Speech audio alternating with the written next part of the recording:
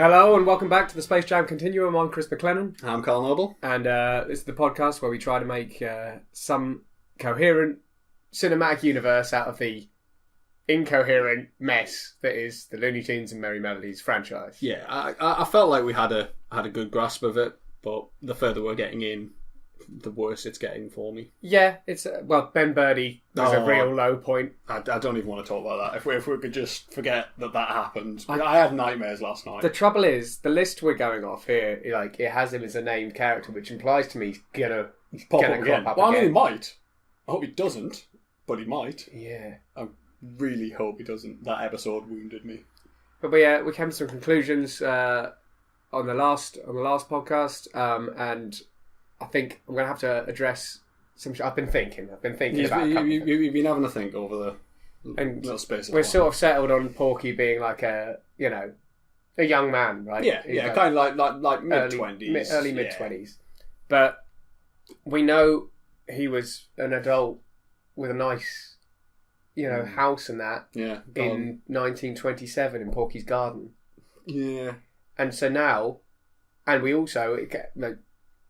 We could go, maybe they just sort of don't age, but that throws some problems into the mix because firstly, the reason we got to the conclusion that he was 20-something was just sort of the way he acted and the way people treated him. Acted towards him because he'd been promoted to a bank teller. But if it was just that you didn't age, then you'd still physically, if it's just that you didn't physically age, you'd still treat someone who'd just been around for longer. Yeah, you'd still give them a seniority of experience. Exactly. But also, we saw in Porky's Hero Agency at the end there, the last episode, the only bit that wasn't a dream sequence, it was like a kid Porky with his man. Yeah. Well, I mean, possibly he wasn't a child. Maybe he just popped back home. Yeah, maybe just popped back home. Yeah, I mean, the trouble is he looked the same. Well, yeah, but he's always going to look the same. He's always going to look a little bit podgy, a little bit pig-like. Yeah. And I mean, in some of them he does get a bit hencher though. Like when he was the building contractor. He was pretty hench. He looked like he'd been grafted. Putting the hours in, and he's a bit tubby in the Jekyll and Hyde one. Yeah. Whatever that was called. But yeah, I've had an issue with that. We're going to have to have a think about it. Yeah. Well, it definitely raises some major questions as to what on earth they were thinking about. But you wondered if it's the same Porky, or if... Well, that's it. It might not be the same Porky. It could just... Like, Porky could be a family name. Yeah, Porky Senior, Porky Junior. Yeah. And we think that as they were making these cartoons, maybe... they were hitting these walls the same way we are. Same snags that we've got. Because the next episode we have, January 15th, 1938, is Porky's Popper. Yeah. So... And hopefully this will answer some questions about the aging. If he's called Porky Senior, then that's really going to help. But if he's called, like, John... But at that point, we do need to start marking off when we think he died. It's switching to a new Porky. Yeah. In a sort of Doctor Who way. We have the 12th Porky. Maybe it is like a Doctor Who way. Maybe we weren't sure when they cross with our world for the threshold. Yeah, exactly. How the timing works there. Maybe come to our world. Maybe time passes at a different rate. Maybe they can pop back in. Yeah. And maybe it's tantamount to time travel. That's going to be interesting. Let's see. Yeah, let's find out. Porky's Popper.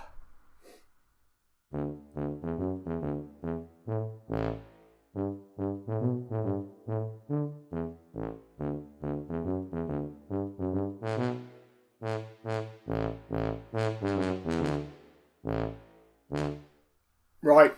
So he's not a kid. He's not a kid. He's not a kid. No, he's definitely not. Thought when we started the episode, we thought probably this is probably set back in the past. Yeah, definitely wasn't.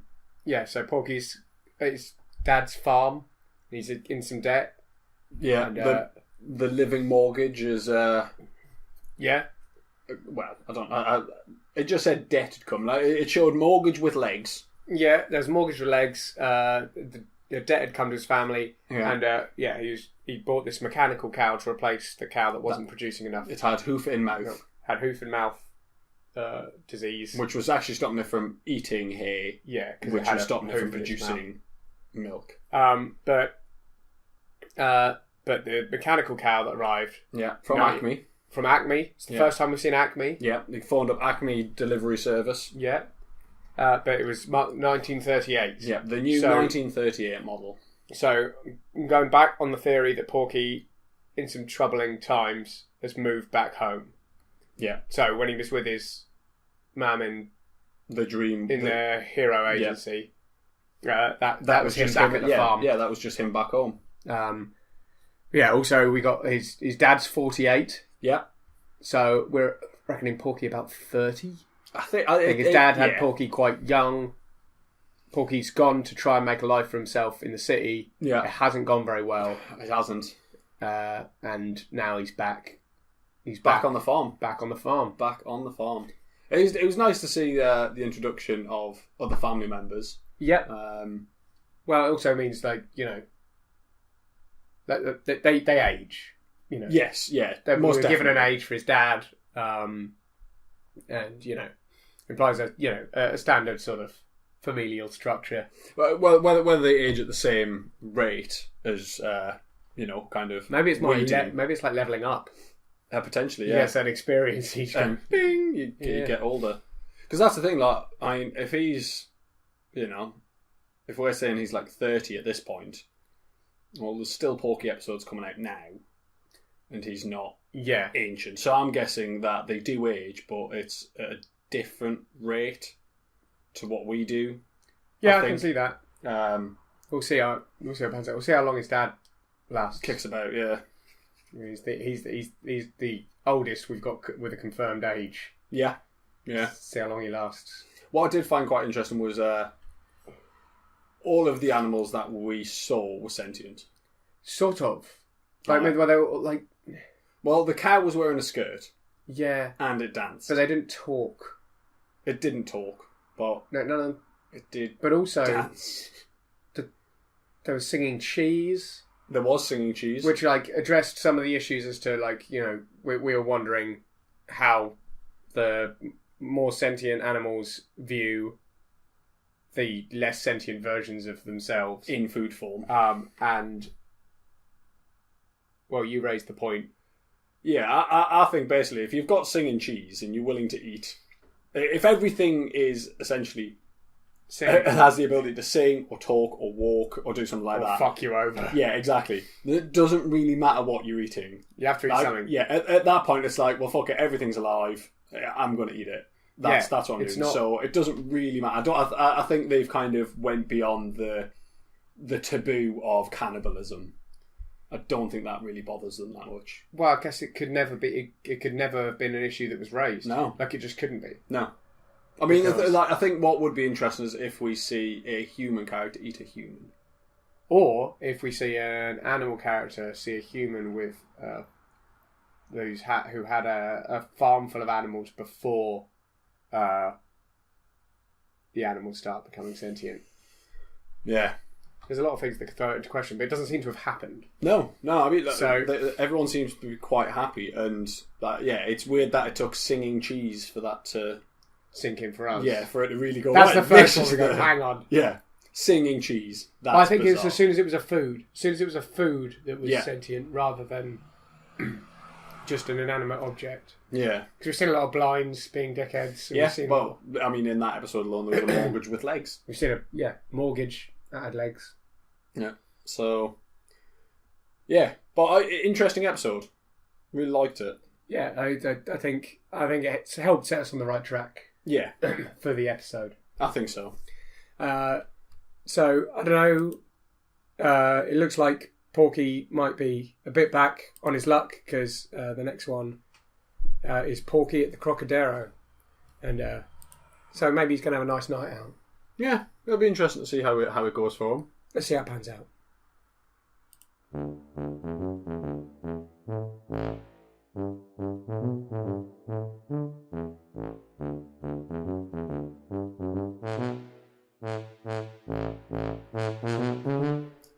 Well. Well then. I don't really know what to say about that. We can start from the start, then we'll deal with the end when we get there. Yeah, because it was all going fine. Yeah, it was all fine, but I think we'll get to the end. It was all going fine for a good long while. Porky is not back up on his luck. No, but he is still. He's trying to get himself back into the city life. So he goes for a nice night out. He was just wanting to sit and watch the acts. Yeah. Rub shoulders with the crocodile. Yeah, rub shoulders with some of the great tidy animals. And hopefully try and get himself a job as a performer. That's kind of what he was hoping to get out of it, I think, because he went on with his diploma. Yeah, he got a shoddy correspondence diploma of music. Yeah. And then realised that to go it was $25 a plate and $25.50 if you wanted food on that plate. So if you wanted to go, that was pretty much going to be your fee. He had 1 cent. Yeah. Had a skunk on it. Had a skunk on it, which I really quite liked. I was like, yeah, that's they really want you to know in this universe when you are down on your luck. Yes. Yeah. Like, that stinks, just like the old skunk does. So he decides he can't go, and he's wandering back down the street, and he sees a sign in the window for "Boy Wanted," and he thinks he could probably be that boy. And he immediately is. He runs through the front door, gets a job as a pot wash. Which is fine. He does that for a bit. He smashed a load of stuff. He whiffs it. He gets turfed out. There was a fly, basically. There's a fly. It annoyed him to the point where he dropped an extraordinary amount of plates. What was really interesting, though, is the place was empty.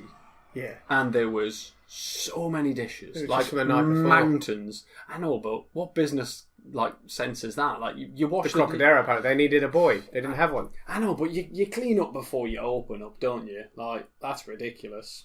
There was only the giraffe in there. There was only the giraffe. Yeah. Did he eat all those? He had a soup. Yeah. A lot of dishes for a soup boy.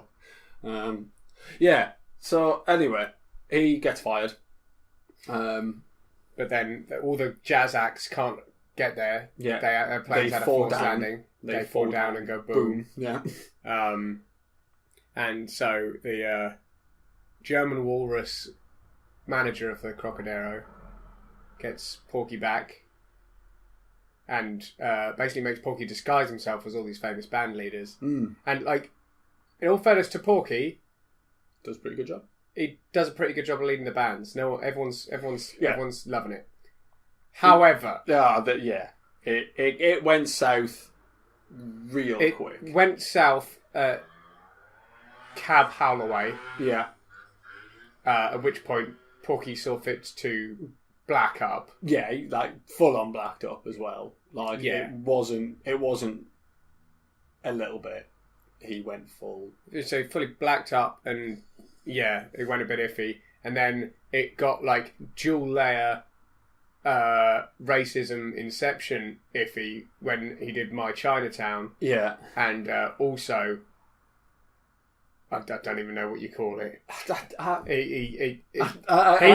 He blacked up as a Cab Calloway-esque character. Yeah. And then Orientaled up. And then on top of that, I guess, I don't really know what the appropriate way of saying. Well, there's not going to be an appropriate way of saying because it. Even blacking yourself up isn't an appropriate way of saying. Like, it's not fine. No, because it's just not appropriate. But that's what he did anyway. Yeah, and so we've learned a couple of things about Porky. Really, like he holds his head high. Yeah. And follow his dreams. Yeah, he is committed. He is actually quite a good band leader. Yeah, surprisingly good. And he will sink to incredible lows to reach the lofty heights that he aspires to reach. Yeah, but I suppose nobody knew what he was doing, so that explained why nobody was that bothered. Because, it wasn't like anybody went, whoa, hold on, you can't do that. But there again, he was able to kind of pull it off to the point where I think people didn't actually notice. So I was just wondering whether or not whether it was considered to be within the context. Yeah. So whether or not it was just him being racist, or whether everybody else was okay with. Yeah. Was everyone else okay with Porky doing that, or did they just not know? They just didn't. I'd like to say at this point that they didn't know. I don't want to tar everybody with the same brush. Not at this early stage. Yeah, it's 1938. We've got a lot to get through. Yeah, exactly. If Porky decides to be massively racist, we've got 80 years worth of this. I don't want to. We don't want to be going right. This is obviously a problem with society because we don't know that yet. We know society has its own problems.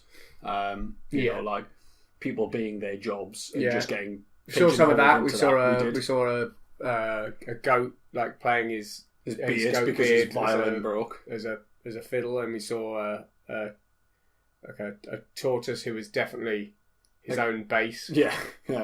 Just holding strings in his mouth or something, just plucking them away. So yeah, I'd like to think it's probably not a society at large racism problem. Yeah. But I'm sure we'll find out. Which is interesting. It didn't pop up in the Censored 11 stuff. That's obviously acceptable. Yeah, we skipped any more Censored 11 ones yet. There was one. The next one, which we wouldn't watch anyway because it doesn't have any of the iconic characters in. It's called Jungle Jitters, which is the most iffily named one. Yeah. Oh yeah. Uncle Tom's Bungalow was a bit, for different reasons. Yeah. So we'll skip that. We'll skip over that. It's a Daffy and Porky number. They're back in together. This will be good. It's only the second time. Yeah, it is. Yeah, because we've seen Daffy and Egghead, and the first one we watched was a Daffy and Porky number. It's called What Price Porky? February 26th, 1938. It's a little watch. Watch along. Yeah.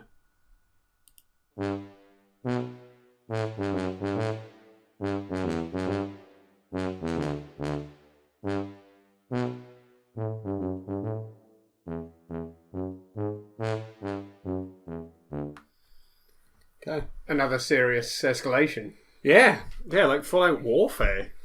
Well, first up, Porky hasn't moved back to the city. No, he hasn't. He went there for a night out. Yeah, he was back on the farm. He was back on the farm. Shite at it. Yeah, he started a war. Well, he didn't start a war. The ducks started the war. General Quacko. Yeah. Which I presume is Daffy's sort of Che name. Yes.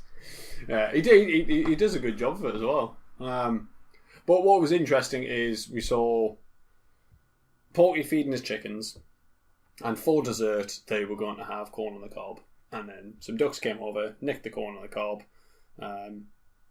Porky asked politely for it back. The ducks basically flipped him off, sent him a letter. The chickens read it. Yeah. Weren't happy about it, and then they read the letter. So were they sentient before? I think so.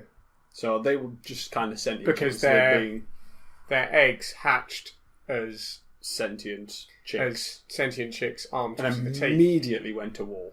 Yeah, child warfare don't seem to be a colossal issue in this society. No. But also, talk about the sentience of the chickens. Like, they're on a farm. Yeah. So they're farming things as intelligent as themselves. Yeah, and they're not bothered. So there's got to be a mid-range. There's got to be a mid-range where they're still considered animals. Maybe there's like a test they take or something. Well, so he's suggesting they have to pass like a high school diploma. Yeah, they get their X-Men moment, and then like before they're allowed they're there, trousers. but they're still not that bright. Trousers. Yeah. Like you've got to pass a trouser test. Yeah. There's some test, and then if you pass it, it's like, okay, here's some trousers. His or just two items of clothing. Yeah, just night of clothing. Possibly it's like because Porky doesn't wear trousers when he's in the city. He just wears a jacket and a bow tie. But yeah, I'm thinking maybe house elves in Harry Potter. Yeah. So if they presented clothing, yes, yeah, that works. Sentience. Yeah, and you're accepted as an equal or part of society. Yeah, whereas before that, you were sentient, but you were still dinner. Yeah, you're still edible. Because we've already sort of been trying to tackle the discrepancies between what you do and do not eat. Yeah, is the sentient. Because I think like Daffy still lives in the pond, and he doesn't have any clothes. So possibly he's still in that. That's why he doesn't have a house. He had a hat this time though. Did have It was a hat. made out of a tin can. It did look like he'd like cobbled that hat together. It didn't look like it was like he'd passed his test. He's Didn't made a pass his hat out trouser of a test. tin can, Yeah, he and then did. everyone's gone. Oh, he's What's he about? He's pretty good. Let's rally behind him. Yeah. So he's still living in his pond. Yeah. Not passed the trouser test. So yeah, but then just all out and out warfare. Yeah, it was like quite like trench warfare as well.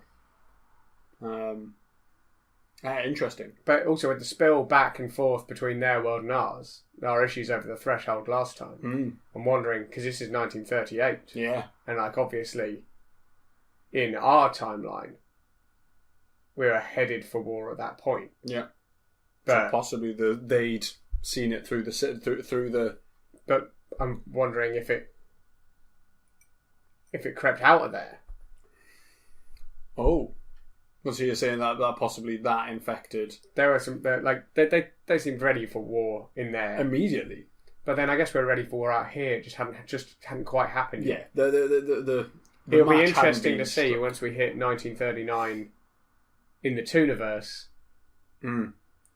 how what much happens. it grows akin to what we just saw. Yeah. Yeah, it was It's interesting because if we're still working on the theory that it's just one theatre where the But we think where the it's event creeping out, arises, right? where We the think event it's moving arises, out yeah. from there. So it's how at what rate do you think it's increasing? Because I don't know, we still haven't really- seen any audience, so maybe No, not this time. So perhaps they've the theatre have realised, oh shit, people are getting shot. Not let people sit in the first 3 rows. Yeah, because people are getting gunned down. So maybe they've started closing off that theatre because it's starting to creep out. And Yeah, for those who missed it last time, a human from our side of our world, Toon World threshold, was murdered by Egghead. by Egghead. Yeah. Previously. But we did have a thought on Egghead, didn't we? We did, yeah. And this might explain why he didn't mind killing the human. Maybe. Because with this new sort of progressive move towards sentience, rather than just the X-Men moment just in a your snap moment. we think Egghead has had that moment. Yeah. Because he looks different to all the other he humans. he doesn't look like the humans in the rest of it, so we're thinking We think maybe he not human. may have been, because we've seen an egg. Because An we've seen actual some egg. a lot of sentient just objects. Yeah. Well, at least dickhead, uncooperative, or singing, or both. Yes, objects. exactly. So they're not inanimate. We're thinking maybe Egghead was an egg that hit that stress level. He's slowly becoming this humanoid. Yeah. Because we also know that Egghead winds up as Elmer Fudd. Yeah, who is like full on human. And in the last episode, he was far more Elmer Fudd, but maybe he's tending towards Yeah, that. because like when we first came across him, he looked human-esque, but he definitely wasn't human. Yeah. Like, his nose is The odd. size of the rest of his head. Yeah, like he's bizarre. So yeah, I like the idea he was an egg. Yeah, we'll Who roll with became- he was an egg. Yeah, for a while. and there is a rolling sentience. There is, you get more and more. Unless you're born sentient, if you've had that So moment, we kind of know that's what happened with Porky, because he's got parents. He's got sentient Papa. parents. Yeah. So, we assume he was born sentient and therefore has always been allowed trousers. but chooses not to wear. But just chooses not to. Yeah, because he's also shown quite an affinity with a lot of the less sentient animals and the ones that are just straight up farm animals. Like he doesn't want the cow to be sent to the hamburger factory, and he talks straight to the ducks as if they're going to understand, and when he has no reason to assume that they will. No. So maybe his choice not to wear trousers most of the time is actually a symbol of solidarity with his animal brethren. Okay, he's gone back up in my estimations. He's getting He's still a bit racist. Yeah, last time he plummeted. But we don't know. But he's getting there. We don't know how much he protested to doing those things before realising it's the only way to achieve. Yeah, because it very well could have just been the walrus going, "You're doing this," and he thought, "Well, I want to be a star. This is what you have to do." Yeah, this kind is of like when people do the naked photo shoot. Porky's nothing if not naive. Yes, he's not a man about town. He doesn't know. He's not street smart. He's not street smart at all, Smart. or other smart really. He's not smart. He's just not smart. He's not smart. Like, in this episode, Daffy dresses up as the Easter Bunny. And when I say dresses up as the Easter Bunny, he puts on some ears and a little bobble on the tail, and then comes and delivers painted eggs. Porky says, "Who are you?" "I'm the Easter Bunny." "Oh, I love Easter eggs." Runs around picking them all up. He's an idiot. Yeah. It was obviously a duck. Yeah. With the ears on. And that's not just because we saw him put the ears on. Like, yeah. I am absolutely positive. Yeah, if I'd closed my eyes... They weren't even ears. He just wrapped a bit of cloth around his and tied up on the top. Yeah. Like, if I hadn't have seen that, and someone just showed me a picture and went, "What is this?" I would not immediately go, "It's the Easter Bunny." I would probably say that is a duck. So, that's the working theories from that one then. Yeah. It got a bit warlike, got a bit heavy. Yeah, really heavy. So the next one up is Porky's Phony Express. I don't know anything about it. Let's take a look at the thumbnail, see if we can. I like the directors though. Cal Howard and Cal Dalton. Yeah, this is a triple Cal episode. This is a triple Cal number. Okay, let's see what Porky's Phony Express is about.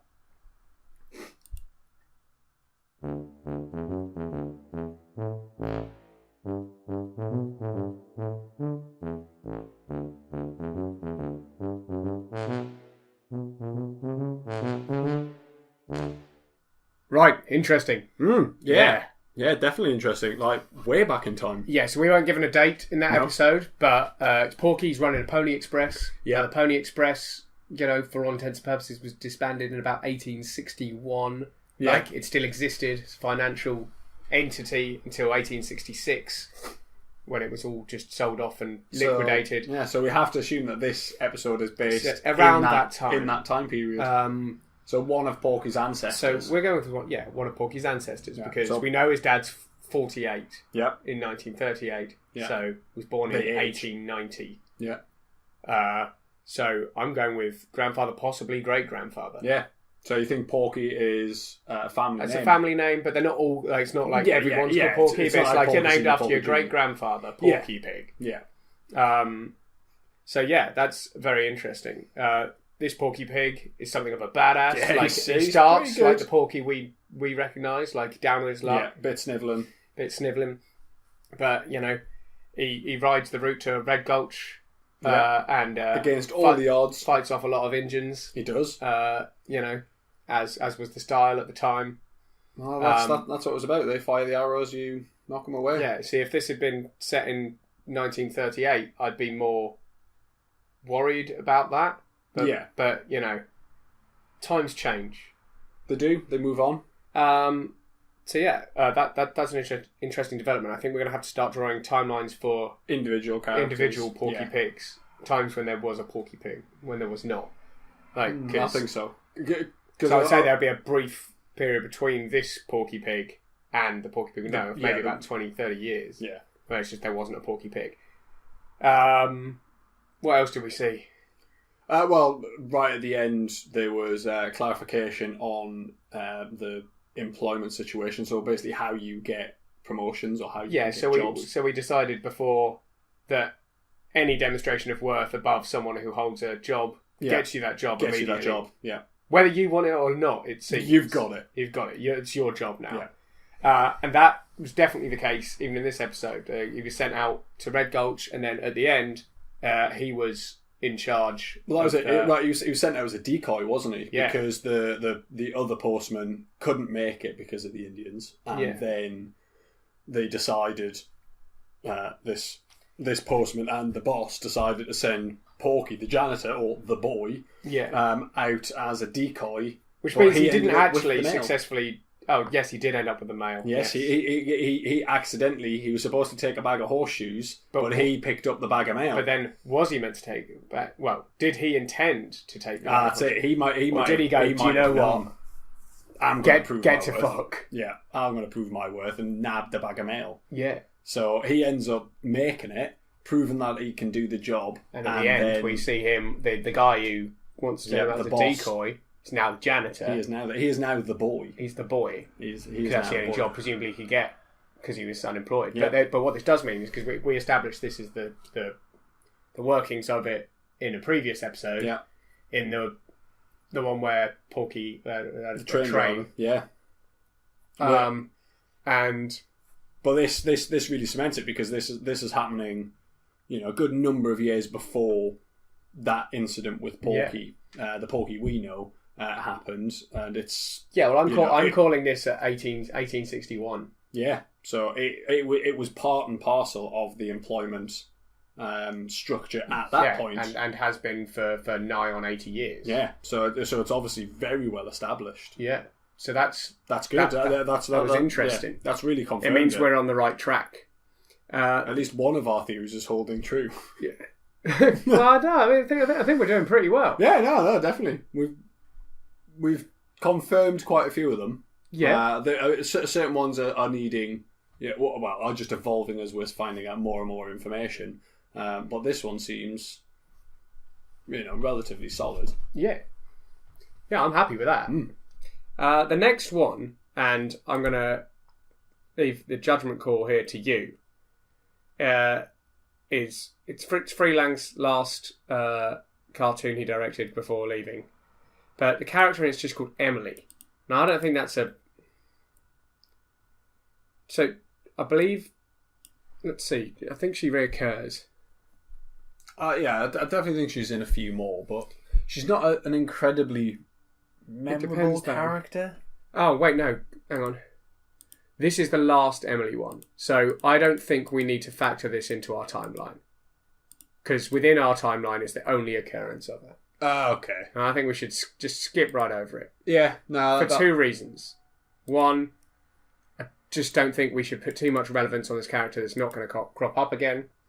And two... No point. She looks about as terrifying as Little Red Walking Hood. Yeah, and she... But is a chicken. Yeah. I think I'm quite happy to miss her. If she's not going to make... if she doesn't evolve into somebody else, and she's not going to make an appearance in like Space Jam or later cartoons that we know and love, I think it's probably easy to... Yeah, I think in that case we will skip to Porky's 5 and 10. Make that the last one this week. April 16th, because that will set us up nicely for next week, and I'll tell you all why shortly. Yeah. But right now, watch along at home, Porky's 5 and 10. Catch you in a bit.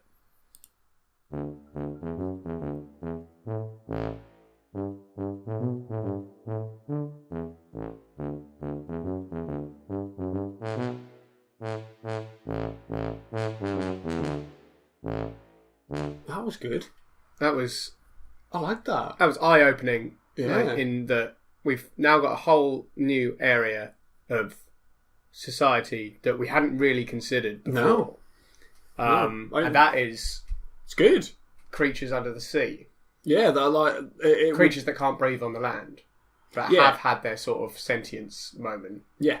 But don't have the option to live in a society with the other animals. Yeah, so I'm thinking they either haven't taken the Trouser test yet or refuse to take but the Trouser test isn't going to change your physiology, right? The I know, test but we have seen fish on land. Yeah, but maybe functioning. Maybe that happens over maybe some eras of being born sentient. Okay. Or maybe it is something they can just develop over time. Or maybe get put in. We are seeing Egghead physically change. Yeah.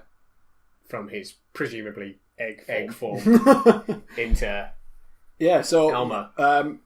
Not very Porky heavy for a Porky episode. Porky's opening up, refreshing for us. Yeah, Porky's opening up a five and dime store, and I'm guessing he's just been to pick up a shipment. Yeah, and he's then sailing it somewhere. He gets stopped. The fish soar up in a hole in his boat. All of this stuff falls out. Yeah. And they then set about creating a city. It's got a hotel out of the stuff. Some of the animals are just eating. Yeah, so like the stuff. Yeah, some of them are just eating the stuff, and it's giving them sort of weird abilities, sort of humanoid figures. One of them eats like a pendulum clock and gets like a weird little swagger. I think that one of them meets is it an hourglass? And gets an hourglass figure. Yeah, and she struts into the she club puts a dress on. Yeah. So they clearly, I think they've prepared for this. Yeah, I think they've built a club. Yeah, like they set out to use this stuff to create a society which they weren't either couldn't get involved in or weren't allowed to be part of, and they I imagine it's the second one. They just couldn't be part of it. Yeah, they can't breathe on the land. Yeah, so they're setting even if they have taken the trouser test. Yeah, which they probably haven't because no one's going underwater to administer a trouser test. I imagine we've only seen one. We've only seen one fish who looked like she'd been on the land for a long while. She had a cooking show. Yeah, she had a cooking show. So. Yeah, I mean, nobody just gets a cooking show. You've got to work your way up. Not like while you're holding your breath. No. Like... I like the fact that she could have just been holding her breath the whole time. Yeah. So, yeah, we think there's actually some sort of... There's a jealousy of the undersea creatures. Yeah, and they just want part of that society. And the way they sought to do it was to rob Porky's shipment, start building one for themselves. Yeah, what was interesting, at one point they did use a whale to do to attack Porky, basically, and whales can breathe air. Yeah, but like maybe it wasn't be sympathetic. sentient. Yeah. Could just be sympathetic. Possibly to it wasn't sentient either because we didn't actually see it. All we saw was it do a spout. But also, like we see fish when they're on the land, they're walking around on their little fins. Now, a whale's very big. Yeah, whether or not it can hold itself, like, that's the thing. That would what we need is a marine biologist to help us with this. Should we get one in? I think we're going to have to try and employ a marine biologist, and we can at some point we can put these questions. Yeah, I think occasionally we'll do like a sort of special on specific subjects. Yeah, because we do know marine biologists who could maybe help at least answer a couple of the more technical questions that we just don't know, and I imagine still won't. After he explains them, because I reckon a lot of it is a reason he's a marine biologist and we're not. Yeah. So yeah, I reckon we should write these questions down and we can put them to him at an appropriate time. Yeah, I think also just having an occasional episode where we're pretty much like doing a lot of recapping, doing a lot of rethinking, just trying to rejostle the timeline. Yeah, I'm definitely going to start drawing those up. Right now because it's getting to the point where we need. There's a few things that we need tracking, even if it's just in a text form. Yeah, like we need to track the different porkies. We need to track. I was thinking you've read The Witcher, right? Yeah. So they have the. I can't remember what they call it. There's the two spheres, right? And they cross over, and that's when monsters sort of entered the world, and that's where humans entered the world of the elves and the dwarves. So it could be that sort of thing between our world and theirs. They drift close to each other, and you get a bit of crossover. Yeah, but then they drift apart again, which is why we had about 3 episodes on the trot of like suddenly there's people lurkers at the threshold, and then it's gone again. I'm annoyed I can't think what it's called. The confluence of spheres or something like that. So that sounds about right. And if it's not called that, that's what this could be called. That's true. That's, we can call it whatever we want. It's true. I'd like to think of something Looney Tunes pun based. If we're going to do it, though, I'm sure we'll manage. I'm sure if we put our heads together, I'm sure we can get that done. I reckon so. But yeah, that would explain things. And then when you've got any sort of crossover episode where people are in. That's because I'd sort of like to have maybe like political timeline, political map, like have that drift. You have a little slider. That could explain why there's also like kind of time disparity between those crossovers as well, because time can be moving very differently in their universe as it could be in our universe. Yeah. So when they cross over and things appear to have changed, well, how do you know you're hitting it at the right part? The door's just not happening at the same time as we are. Absolutely. So. Yeah, that's our thoughts for this time round. Next time, our first one up is Porky's Hare Hunt, and we're going to see the first appearance of a rabbit who is to become a beloved Looney Tunes character. What happens if somebody gets stuck? Stuck where? Well, in rows 1 to 3. Yeah. What if one of the cartoon characters jumps into this world and then their sphere just... Are we stuck with a cartoon character for a bit? Yeah, I reckon so. That would explain quite a lot of our politicians. There's another mystery solved. Done. Right, we can call the show off. Yeah. Right, but I think that's pretty good for this week because the first appearance of Happy Rabbit seems like he's only called Happy Rabbit at this point. He's not Bugs yet. He's in an egghead situation. Yeah, I think that'll be a good start for. I think it's a good start for next week. Yeah. So that's goodbye from me and goodbye from me. Tune in next time. Thanks for listening. If you notice anything that we might have got wrong, or any comments, or you just want to say hello, or goodbye, or good evening, or good night, you can contact us on Twitter at TSJCommunity, or you can drop us an email at thespacejamcontinuum@gmail.com.